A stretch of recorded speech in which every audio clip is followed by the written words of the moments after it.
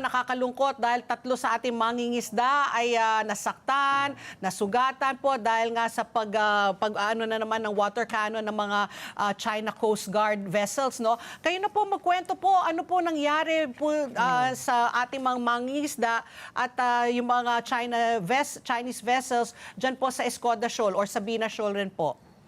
When the Philippine Coast Guard received the reports na merong nanghaharas na rib ng Chinese Coast Guard coming from the two ships, Yeah. they deployed their own ships, dalawang barko natin.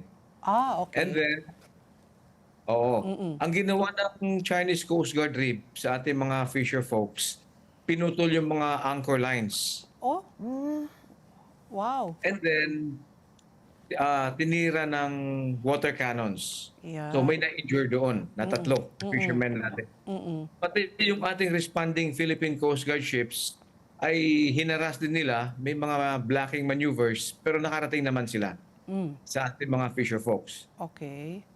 Okay, that's from the tactical perspective. Ang question naman ngayon, Pat and Ricky, is why are they doing this? Yes. Pagkat itong nangyari sa Escoda and Sabina na may mga fisher folks natin doing their normal fishing activities, ito ay part lamang ng overall picture na nagsabay-sabay.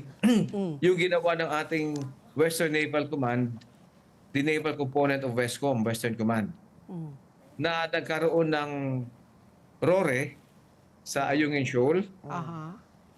nagkaroon ng RORE sa ibang features natin, yung 8 other features, and kung saan tayo wala, doon tayo tinamaan. So kumbaga pinapakita nila na they would like to divert the issue sapagkat yung RORE natin natuloy naman sa Ayungin Shoal, sa BFP Sierra Madre, yung ibang islands natin, features, ay nasuplayan din natin. And then, to include yung ginawa pa na phone ops ng US Navy sa Bajo de Masinloc. So the general pattern for last year and this year is that each time meron tayong freedom of navigation or multilateral maritime cooperative activity, they hit us with coercive and illegal actions after that activity, not during. After the RORE. Oo.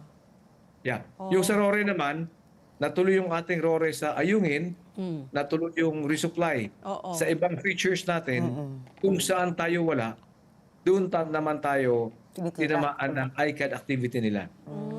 So parang they take advantage of the situation na kumbaga our efforts are, let's say, in Ayungin, so titira dito sila sa Escoda or sa Sabina Shoal. Parang yun ang nangyayari po, Admiral. Yes, yun ang nangyari. And they would like to control the narrative. Oo. Kung mapansin ninyo, ang sinabi nila, they were enforcing their sovereignty Yeah. over Escoda or Sabina. Oo. Ang narrative naman natin is all of their efforts under the 9-dash line have been debunked already. Not entitlement ang 9-dash line.